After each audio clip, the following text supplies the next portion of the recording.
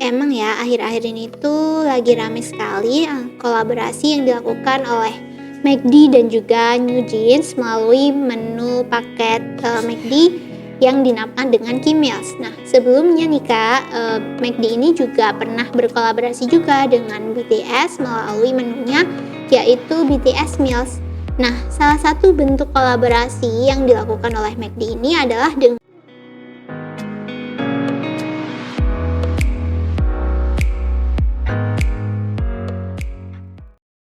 Halo teman-teman, kembali lagi di Smart Podcast bersama saya Ihda Aulia Rahma. Pada episode podcast kita kali ini, kita akan membahas nih seputar lisensi merek di balik kolaborasi antara McD dengan New Jeans dan juga BTS. Untuk membahasnya telah hadir bersama kita Kak Novita Indasari dari PDB Law Firm. Mari kita sapa terlebih dahulu. Halo Kak Novita, terima kasih nih Kak karena sudah meluangkan waktunya untuk hadir pada episode podcast kita kali ini. Halo Kak Ida juga, saya juga terima kasih juga nih Kak karena sudah diundang di Smart Podcast lagi. Oke Kak Navita, pada episode podcast kita kali ini kita akan membahas nih Kak seputar lisensi merek di balik kolaborasi antara McD dengan New Jeans dan juga BTS. Nah kira-kira pemahaman Kak Novita sendiri terkait kolaborasi tersebut itu seperti apa sih Kak? Oke Kak Ida, jadi emang ya akhir-akhir ini tuh lagi rame sekali kolaborasi yang dilakukan oleh McD dan juga New Jeans melalui menu paket McD yang dinamakan dengan Key Meals. Nah, sebelumnya nih Kak, McD ini juga pernah berkolaborasi juga dengan BTS melalui menunya yaitu BTS Meals. Nah, salah satu bentuk kolaborasi yang dilakukan oleh McD ini adalah dengan mencantumkan logo dari New Jeans dan juga BTS dalam produk mereka. Nah, kenapa sih McD itu bisa mencantumkan logo dari New Jeans dan juga BTS ini dalam produk mereka? Itu karena McD itu telah mendapatkan lisensi merek nih Kak dari New Jeans dan BTS sehingga McD bisa mencantumkan logo dari BTS dan New Jeans di produk mereka. Oke Kak, berarti menu dari Key Meals dan juga BTS Meals yang ada di McD sendiri itu berawalan dari dimanfaatkannya lisensi merek New Jeans dan juga BTS oleh McD. Nah kemudian kira-kira lisensi merek sendiri itu seperti apa sih Kak? Oke Kak Ida, jadi kalau kita merujuk nih Kak ke pasal 1 angka 18 Undang-Undang Merek, itu kita bisa tahu Kak bahwasannya lisensi merek ini merupakan izin yang diberikan oleh pemilik merek kepada pihak lain agar pihak lain ini bisa menggunakan merek tersebut berdasarkan perjanjian lisensi yang sesuai dengan peraturan perundang-undangan tentunya.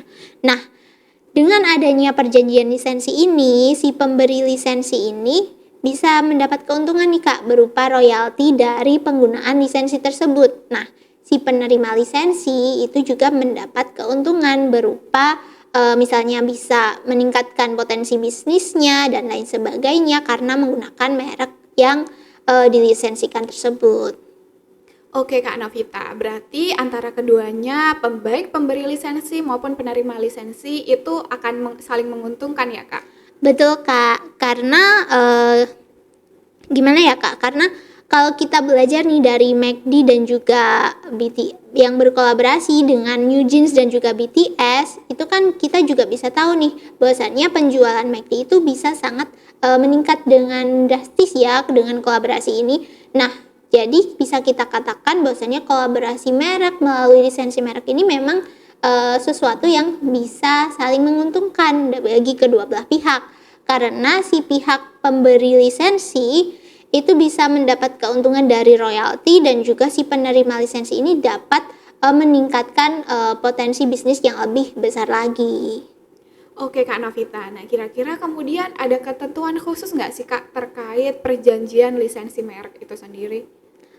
Oke Kak Ida, jadi kalau kita merujuk nih Kak ke pasal 4 PP nomor 26 tahun 2018, kita bakal tahu nih ada ketentuan-ketentuan yang mengatur mengenai lisensi merek ini. Jadi di dalam pasal tersebut disebutkan bahwasannya lisensi merek ini hanya bisa diberikan pada merek-merek yang memang sudah terdaftar dan masih dalam masa perlindungan merek. Selain itu, lisensi merek ini juga diatur bahwasannya dalam perjanjian lisensi itu tidak boleh nih bertentangan dengan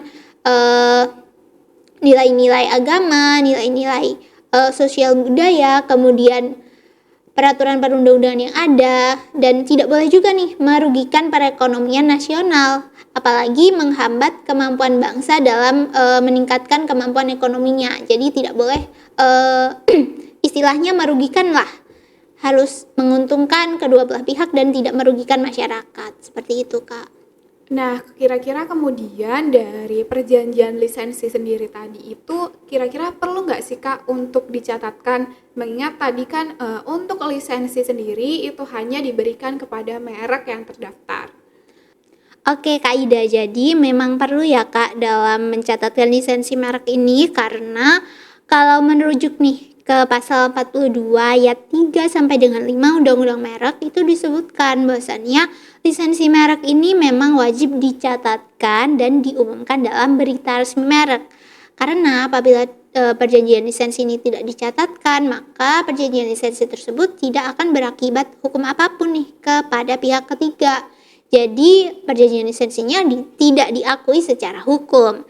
Nah, untuk menjamin nih pelaksanaan perjanjian lisensi ini agar dapat dijamin pelaksanaannya, baik itu penerima lisensi supaya bisa menggunakan merek tersebut dengan leluasa dan legal, maka si pemberi lisensi ini wajib Kak untuk mencatatkan perjanjian lisensi tersebut. Oke Kak Navita, nah mungkin sebelum saya mengakhiri podcast kita kali ini dari Kak Navita sendiri, apakah ada closing statement atau saran terkait topik perbincangan kita pada kali ini? Baik Kak Ida, mungkin untuk closing statement jika kita kembali ke topik kita kali ini, yaitu pemanfaatan lisensi merek seperti yang dilakukan dalam kolaborasi antara McDonald dengan BTS dan juga New Jeans. Itu merupakan salah satu langkah strategis ya yang bisa meningkatkan potensi bisnis mereka. Nah, namun agar kolaborasi tersebut itu bisa berjalan dengan baik, maka sebaiknya para pihak ini tetap memperhatikan nih Kak hak kekayaan intelektual yang dimiliki masing-masing pihak. Gitu Kak. Oke Kak Navita, sangat menarik ya topik perbincangan kita pada episode podcast kali ini. Saya ucapkan terima kasih nih kepada Kak Navita karena sudah meluangkan waktunya untuk menjadi teman diskusi pada episode podcast kita kali ini. Oke, sama-sama Kak Ida. Baik, bagi teman-teman yang mungkin memiliki saran atau pendapat yang berbeda dengan Kak Navita terkait topik perbincangan kita pada episode podcast kali ini, teman-teman bisa tulis di kolom komentar ya. Terima kasih sudah menonton, semoga bermanfaat dan sampai jumpa pada episode Smart Podcast berikutnya. Bagi teman-teman yang ingin mempelajari lebih jauh terkait hukum, pajak, bea cukai, dan lain sebagainya, teman-teman bisa mengikuti PLKH yang diadakan oleh Smart Weekend Profesional tiap tahunnya. Untuk informasi lebih lanjut, teman-teman bisa mengakses di website kami di www.beloj.id. Terima kasih sudah menonton, jangan lupa like, comment, share, and subscribe. Salam Smart!